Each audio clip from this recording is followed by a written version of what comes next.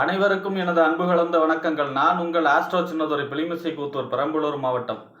12 லக்னங்களுக்கும் யோக திசை, அதாவது தசாபுத்தி தான் ஒருவருடைய வாழ்க்கையிலேயே பெரிய மாற்றங்களை கொண்டு வரும்.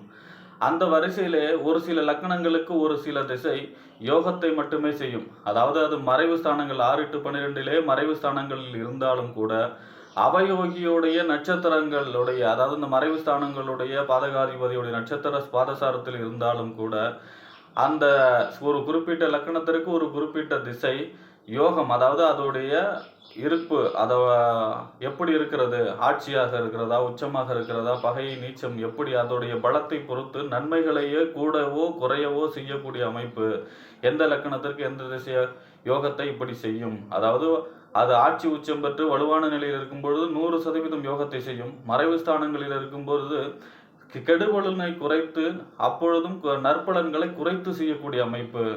ஆக ஒருவருடைய ஜாதகத்திலே லக்னங்களுக்கு எந்தெந்த லக்னங்களுக்கு எந்தெந்த திசை யோகத்தை செய்யும் என்பதை பற்றி இந்த காணொளியிலே பார்ப்போம். இதுபோன்ற தொடர்ந்து ஜோதிட தகவல்களை பெறவும் தமிழ் மாத ராசி பலன்களை தெரிந்து கொள்ளவும் நமது சேனல் ஆஸ்ட்ரோ சின்னதுரையை சப்ஸ்கிரைப் செய்து கொள்ளுங்கள், லைக் பண்ணுங்க, நண்பர்களுக்கு ஷேர் பண்ணுங்க.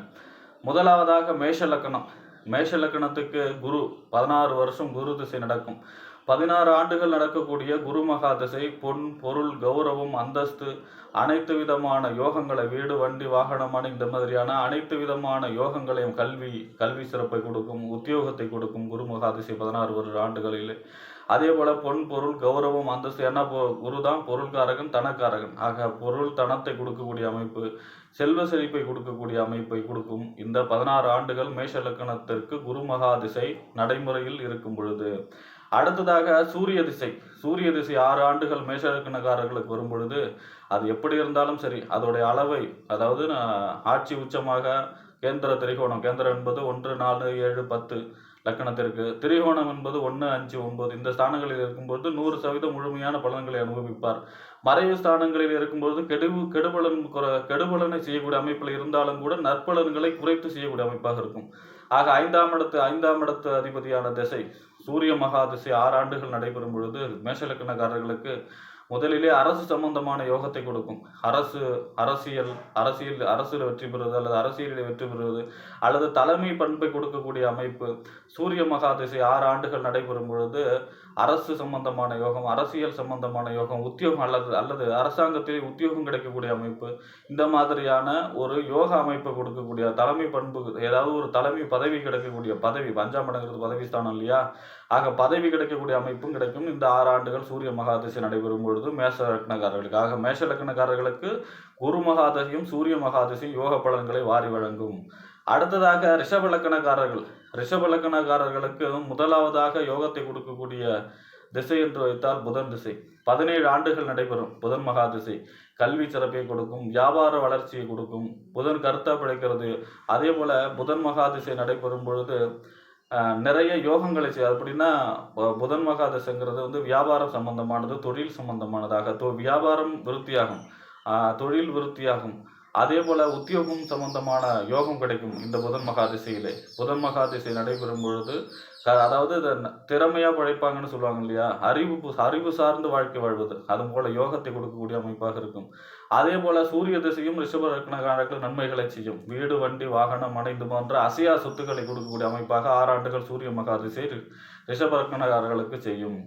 அடுத்ததாக ரிஷப லக்னக்காரர்களுக்கு தன்னுடைய திசை சுக்கிர திசையும் யோகத்தை செய்தார், தன்னுடைய திசையும் யோகத்தை செய்யக்கூடிய அமைப்பாக இருக்கும். அடுத்ததாக மிதுன லக்கணக்காரர்களுக்கு சுக்கிர திசை மட்டுமே யோகத்தை செய்யும். அதிகமான முதல் தரமான யோகத்தை செய்யக்கூடிய திசை என்றால் சுக்கிர திசை 20 ஆண்டுகள் நடைபெறும் மிதுன லக்கணக்காரர்களுக்கு. இந்த 20 ஆண்டுகளிலே வெளிநாடு சம்பந்தமான யோகம், வெளிநாட்டிலே சென்று நிறைய பொருளை தேடி, திரைக்கடல் ஓடியும் திரவியம் தேடு அப்படின்னு சொல்றாங்களா, அந்த மாதிரியான நிறைய பெரும் செல்வத்தோடு வரக்கூடிய அமைப்பாக இருக்கும் சுக்கிர மகாதிசையிலே.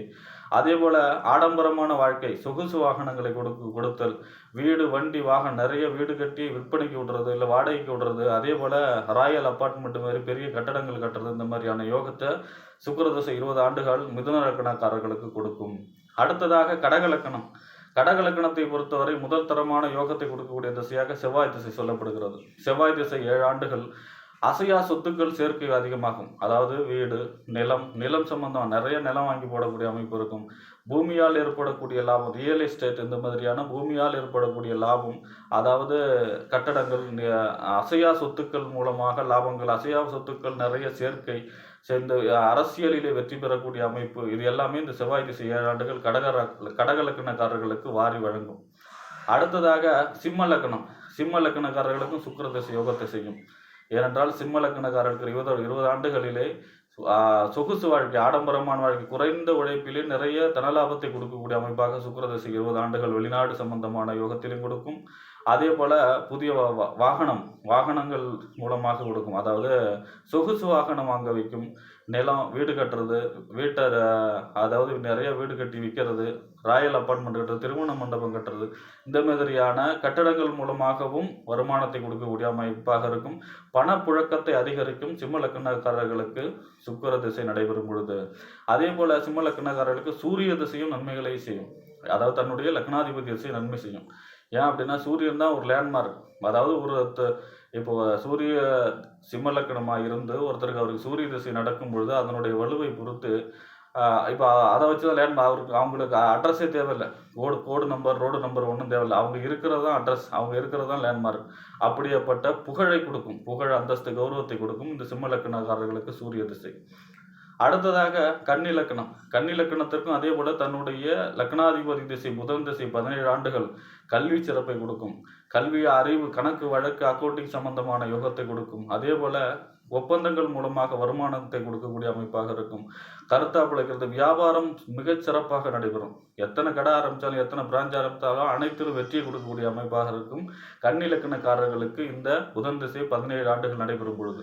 அதே போல கன்னி லக்னக்காரர்களுக்கும் சுக்கிர திசை 20 ஆண்டுகள் மிகப்பெரிய யோகத்தை கொடுக்கும். வெளிநாடு சம்பந்தமான யோகம், வாகனங்கள் நிறைய வாங்கி அதன் மூலமாக வருமானம், வாகனங்களின் மூலமாக வருமானம், வீடு கட்டி விற்கக்கூடிய அமைப்பு, நிறைய இடம் வாங்கி நிலம் வாங்கி போடக்கூடிய அமைப்பு எல்லாமே இந்த கன்னி லக்னக்காரர்களுக்கு சுக்கிர திசையில 20 ஆண்டுகள் யோக திசையாக செயல்படும். அடுத்ததாக துலா லக்னம். துலா லக்னத்தை பொறுத்தவரை சந்திர திசை யோகத்தை கொடுக்கும். சந்திர திசை 10 ஆண்டுகள் நடைபெறும். இந்த சந்திர திசையிலே நிலம் வாங்குறது, இடம் வாங்குறது, போர் அடிக்கிறது, பண்ணை குட்டை அமைக்கிறது, விவசாயம் சம்பந்தமான வளர்ச்சியை கொடுக்கக்கூடிய அமைப்பு, விவசாயம், அதாவது அந்த வறண்ட நிலத்தை கூட போர் அடித்து அதை பசுமையாக மாற்றக்கூடிய அமைப்பு. அதாவது சந்திரமகா திசை, ஆடு மாடு விவசாயம், செல்வ செழிப்பு, ஒரு யோகமான சூழ்நிலை, நிறைய இடம் வாங்கி நிலம் வாங்கி நிலத்தின் மூலமாக வருமானம், அதே போல் பூமி நல்ல விவசாயம் விளைஞ்சி அதன் மூலமாக விவசாயத்தின் மூலமாக வருமானத்தை கொடுக்கக்கூடிய அமைப்பாக இருக்கும் சந்திரமகா திசையிலே. அதே போல் நீர் சம்பந்தமான வியாபாரம், பால் வியாபாரத்திலிருந்து நீர் சம்பந்தமான வியாபாரம் செய்யக்கூடிய அமைப்பும் இருக்கும். அதன் மூலமாக நிறைய வருமானத்தை கொடுக்கக்கூடிய அமைப்பாக சந்திரமகா திசை இந்த துலா லக்னக்காரர்களுக்கு அமையும். ஏன்னா துலானாலே தராசு, அது தொழிலுக்குன்னு பிறந்த லக்கணம். ஆக சந்திரமகா திசை தொழிலிலே பெரிய வளர்ச்சி கொடுக்கக்கூடிய அமைப்பாக இருக்கும் துலா லக்னக்காரர்களுக்கு. அதே போல புதன் திசையும் யோகத்தை கொடுக்கக்கூடிய அமைப்பாக இருக்கும் துலா லக்னக்காரர்களுக்கு. 17 ஆண்டுகள் பெரிய ராஜயோகத்தை கொடுக்கும். ஏன்னா துலாமே தராசு, புதன் வியாபார கிரகம், சொல்லவே வேண்டாம். 17 ஆண்டுகள் புதன் மகா திசை துலா லக்னக்காரர்களுக்கு வரும்பொழுது ராஜயோகத்தை அனுபவிப்பார்கள்.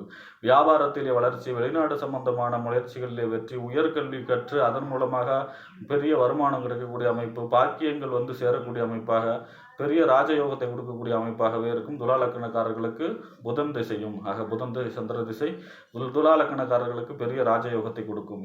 அடுத்ததாக விருச்சிக லக்னம். விருச்சிக லக்னத்திற்கு முதல் தரமான யோகத்தை கொடுக்கக்கூடிய அமைப்பு சூரியன். ஏன்னா தொழிலுக்கு அதிபதி இல்லையா, தொழில், புகழ், அந்தஸ்து, கௌரவம் முதல் முறையாக, அதாவது விருச்சிக லக்னக்காரர்களுக்கு சூரிய திசை வரும்போது கண்டிப்பாக அரசு துறையிலே வெற்றி, அரசு சம்பந்தமான முயற்சி எடுப்பவர்களுக்கு வெற்றி, அரசு சம்பந்தமான கான்ட்ராக்ட் கிடைக்கிறது, இல்லைன்னா அரசாங்கத்தில் உத்தியோகம் கிடைக்கிறது, அரசியலிலே வெற்றி பெறக்கூடிய அமைப்பு, புகழ், அந்தஸ்து, கௌரவம் இந்த மாதிரியான யோகத்தை அள்ளித்தரும் விருச்சிக லக்னக்காரர்களுக்கு சூரிய திசை. அடுத்ததாக சந்திர திசையும் யோகத்தை செய்யும். சந்திர திசை என்ன செய்யும் அப்படின்னா பூமி சம்பந்தமான யோகம், விவசாயம், நிலம் வாங்க, இடம் வாங்கி போர் அடிக்கிறது, ஆடு மாடு விவசாயம், செல்வ செழிப்பு, ஆட்டுப்பண்ணை, மாட்டுப்பண்ணை, கோழி பண்ணை, இந்த மாதிரியான பெரிய பண்ணைகளை அமைச்சு பராமரிக்கக்கூடிய செல்வ செழிப்பை கொடுக்கக்கூடிய அமைப்பாக இருக்கும் விருச்சிக லக்னக்காரர்களுக்கு சந்திரமகா திசை 10 ஆண்டுகளாக. விருச்சிக லக்னக்காரர்களுக்கு சூரிய திசை சந்திர திசையும் வளமான வாழ்க்கையை கொடுக்கும். அடுத்ததாக தனுசு லக்னம். தனுசு லக்னத்தை பொறுத்தவரை சந்திர மகா திசை நன்மை செய்யாது, ஏன்னா 8ஆம் இடத்துல இது வந்துடும். சூரிய திசை நன்மை செய்யும். தனுசு லக்னக்காரர்களுக்கு சூரிய திசை வரும்பொழுது கண்டிப்பாக அவர்களுக்கோ அல்லது அந்த குடும்பத்திற்கோ அரசாங்க உத்தியோகம் கிடைக்கக்கூடிய அமைப்பு இருக்கும். அரசு சம்பந்தமான விஷயங்களை கான்ட்ராக்ட் எடுத்து வேலை செய்கிறாங்களா, அவங்களுக்கு அது நிறைய கான்ட்ராக்ட் கிடைச்சி அதன் மூலமாக வருமானம் கிடைக்கும். அரசியல் அவங்க நிற்கிறாங்கன்னா அந்த நேரத்தில் அரசியலில் கண்டிப்பாக பதவி உண்டு, எளிதில் எல்லாத்தையும் ஜெயிச்சு வந்துடுவாங்க. அதே போல் புகழ், அந்தஸ்து, கௌரவம், அந்த லேண்ட்மார்க் தான் யாருங்கிறத நிரூபிக்கக்கூடிய சூழ்நிலை இருக்கும் இந்த தனுசு லக்னக்காரர்களுக்கு சூரிய திசை வரும்பொழுது. அதே போல் புதன் திசை வரும்பொழுதும் யோகத்தை கொடுக்கும். கூட்டு தொழிலிலே வெற்றி, கணவன் அல்லது மனைவி மூலமாக லாபங்களை கொடுக்கும். தொழிலிலே நிறைய பிரான்ச் அமைக்கிறது, நிறைய தொழில் பிரான்ச் அமைச்சு அதை எல்லாத்துலேயும் சக்ஸஸ்ஃபுல்லாக தொழில், வர்த்தகம், வியாபாரம் இதெல்லாமே பெருகக்கூடிய அமைப்பாக இருக்கும் தனுசு லக்னக்காரர்களுக்கு புதன் திசை நடைபெறும் பொழுது. ஆக தனுசு லக்னக்காரர்களுக்கு புதன் திசையும் சூரிய திசையும் சிறப்பான பலன்களை தரும். அடுத்ததாக மகர லக்கணத்தை பொறுத்த வரைக்கும் முதல் தரமான யோக திசை அப்படின்னா அது சுக்கிர திசை தான். சுக்கிர திசை வரும்போது 20 ஆண்டுகள் வெளிநாடு சென்று அங்கே பெரிய நிதியை திரட்டி, அதாவது பெரிய பொருளாதாரம், அதாவது ஒரு சின்ன வேலைக்கு போய் அங்கே ஒரு பெரிய கம்பெனியாக அங்கேயே புதுசாக இவங்களே கம்பெனி வைக்கிறது, அல்லது அந்த கம்பெனியில் உயர் பதவி அடைதல், இந்த மாதிரியான பெரிய பதவியை வைத்தல், அல்லது இவரே அங்கே போய் கம்பெனி அமைச்சு அங்கே வியாபாரம் செஞ்சு அதன் மூலமாக வருமானம் பெறக்கூடிய அமைப்பாக இருக்கும். அதன் மூலமாக இங்கே ராயல் அப்பார்ட்மெண்ட் கட்டுறது, பெரிய திருமண மண்டபம் கட்டுறது, நிறைய கட்டடங்கள் கட்டி அதை வாடகைக்கு விடுறது, அந்த மாதிரியான நிறைய கட்டடங்கள் கட்டுறது, இந்த மாதிரியான யோகத்தை, செல்வ செழிப்பை, அதாவது விலை உயர்ந்த வாகனங்களை வாங்கி சொகுசாக வாழக்கூடிய அமைப்பாக இருக்கும் மகர லக்கணக்காரர்களுக்கு சுக்கிர திசை நடைமுறையில் இருக்கும் பொழுது. அதே போல மகர லக்கணக்காரர்களுக்கு புதன் திசையும் நன்மைகளை செய்யும், பதவி கிடைக்கும். அதாவது உத்தியோகத்தின் சம்பந்தமான வேலை தேடுபவர்களுக்கு புதன் திசை வரும்பொழுது மகர லக்கணக்காரர்களுக்கு கண்டிப்பாக வேலை கிடைக்கக்கூடிய அமைப்பாக இருக்கும். உயர்கல்வி படிப்பார்கள், அதாவது PhD இந்த மாதிரியான ஆராய்ச்சி கல்வி, உயர்கல்வி படிக்கிறது, தொலைதூர வெளிநாடு சம்பந்தமாக போய் அங்கே படித்து, அதாவது அங்கே போய் படித்து அந்த படிப்பு சம்பந்தமான வேலை கிடைச்சி அதன் மூலமாக வருமானம் கிடைக்கக்கூடிய அமைப்பும் இந்த மகர லக்கணக்காரர்களுக்கு புதன் திசை நடைபெறும் போது இருக்கும். அதாவது மகர லக்கணக்காரர்களுக்கு சுக்கிர திசையும் புதன் திசையும் வளமான வாழ்க்கை கொடுக்கக்கூடிய அமைப்பாக இருக்கும். அடுத்ததாக கும்ப லக்கணத்தை பொறுத்தவரை சுக்கிர திசை தான் முதன்மையான யோகம். அடுத்த கும்பலக்கணக்காரர்களுக்கும் வீடு, வண்டி, அசையா சொத்துக்களை நிறைய பெருக வைக்கும். நிறைய இடம் வாங்கி போடுறது, நிலம் வாங்கி போடுறது, அந்த மாதிரியான அசையா சொத்துக்கள் நிறைய பெருகும். அசையா சொத்துக்கள் மூலமாக வருமானம் பெருகும். இவங்க திடீர்னு ஒரு சாதாரண இடத்த வாங்கி போட்டிருப்பாங்க, சென்ட் ரொம்ப கம்மியான விலையில், திடீர்னு அந்த இடம் பயங்கரமாக வேல்யூஷன் ஆகி அதன் மூலமாக பெரிய கோடீஸ்வரன் ஆகக்கூடிய அமைப்பை கொடுக்கும் இந்த சுக்கிர திசை கும்பலக்கணக்காரர்களுக்கு. அடுத்து கும்பலக்கணத்தை பொறுத்த வரைக்கும் சுக்கிர திசை 20 வருஷம் பெரிய யோகத்தை கொடுக்கும். அது பகை நீச்சமாக இருந்தால் கூட அதோடைய அளவை பொறுத்து அது யோக நன்மைகளையே செய்யக்கூடிய அமைப்பாக இருக்கும். அடுத்ததாக மீன லக்கணத்தை பொறுத்தவரை செவ்வாய் திசை 7 ஆண்டுகள் அசையா சொத்துக்கள் மூலம் வருமானம், பெரிய இயந்திர கூடங்கள் அமைத்தல், அதாவது ஃபேக்ட்ரிலாம் வைக்கிறாங்க இல்லையா, ஃபேக்ட்ரியெல்லாம் வைக்க அந்த இயந்திர சம்பந்தமாக ஃபேக்ட்ரி அமைச்சு அதன் மூலமாக வருமானம் பெறக்கூடிய அமைப்பாக இருக்கும். அதே போல் ரியல் எஸ்டேட் துறையில் சாதிக்க வைக்கும் இந்த மீன லக்கணக்காரர்களுக்கு செவ்வாய் திசை 7 ஆண்டுகள் நடைபெறும் பொழுது. சகோதர வகைகளிலே வளமான வாழ்க்கையை கொடுக்கும், சகோதர வழிகளே ஆதரவு பெருகக்கூடிய அமைப்பாக இருக்கும் செவ்வாய் திசைகளே. இந்த செவ்வாய் திசையிலே பூர்வீகம் சம்பந்தமான யோகத்தை கொடுக்கும். அதாவது பூர்வீகம் அந்த வரைக்கும் விலையே இல்லாமல் இருந்திருக்கும், திடீர்னு பார்த்தா அந்த பூர்வீகம் வேல்யூஷன் கூடி அதன் மூலமாக பெரிய வருமானத்தை கொடுக்கக்கூடிய அமைப்பாக இருக்கும் இந்த மீன லக்கணக்காரர்களுக்கு செவ்வாய் திசை 7 ஆண்டுகள் நடைபெறும் பொழுது. அதே போல் இந்த மீன லக்கணக்காரர்களுக்கு தன்னுடைய திசை, அதாவது தன்னுடைய லக்கணநாதனாகிய குருவுடைய திசை 16 ஆண்டுகள் நடைபெறும் பொழுதும் பொன், பொருள், கௌரவம், அந்தஸ்து, கௌரவமான பதவி, நிறைய பணப்புழக்கம், பெரும் செல்வத்துக்கு அதிபதி ஆவார். அதாவது மீன லக்கணக்காரர்களுக்கு குரு திசை 16 ஆண்டுகள் நடைபெறும் பொழுது அடுத்தவங்க பணமாவது தான் கையில் பெறக்கூடிய அமைப்பு, தான் கையில் பணத்திற்கே பஞ்சம் இருக்காது. பொன், பொருள், கௌரவம், அந்தஸ்து, உள்ளூருடைய செல்வாக்கு அதிகரித்தல், இந்த மாதிரியான யோக பலன்களை 16 ஆண்டுகள் இந்த மீன லக்கணக்காரர்களுக்கு அள்ளித்தரும் இந்த 16 வருட குரு திசை. ஆக மீன லக்கணக்காரர்களை பொறுத்தவரை செவ்வாய் திசையும் குரு திசையும் மிகப்பெரிய ராஜயோகத்தை அளிக்கும். ஆக இந்த 12 லக்கணங்களுக்கும் முதல் தரமான யோகத்தை கொடுக்காது. இந்த கிரகம் எப்படி இருந்தாலும் அது யோகத்தை மட்டுமே செய்யக்கூடிய அமைப்புடைய கிரக நிலைகளை 12 லக்கணங்களுக்கும் சொல்லியிருந்தோம். ஆக இந்த லக்கணங்களை எல்லாம் பயன்படுத்தி இந்த லக்கணத்தை, அதாவது மறைவு ஸ்தானங்களில் இருக்கு, எனக்கு மீன லக்கணம் குரு திசை நடக்குது அல்லது செவ்வாய் திசை நடக்குது, அந்த செவ்வாய் வந்து பகை நீச்சமாக இருக்காருன்னா அந்த செவ்வாயை வலுப்படுத்தக்கூடிய அந்த லக்ன அந்த செவ்வாய்க்கு அதிதேவதையை வழிபட்டு அதன் மூலமாக வருமானம் அதன் மூலமாக அதை வலுப்படுத்தி அதன் மூலமாக யோகத்தை பெற்றுக்கொள்ளலாம். ஆக இந்த 12 லக்கணங்களுக்கும் இந்தந்த திசை, எந்த லக்கணத்திற்கு இந்த திசை, மீன லக்கணம்னா இப்போ வந்து செவ்வாய் திசையும் குரு திசையும், கும்ப லக்கணம்னா சுக்கிர திசை, இந்த மாதிரியான யோகத்தை தரக்கூடிய திசையை சரியாக பயன்படுத்தி வாழ்க்கையில் வெற்றி பெற வேண்டுமாறு அன்போடு கேட்டுக்கொள்கிறேன். நன்றி, வணக்கம்.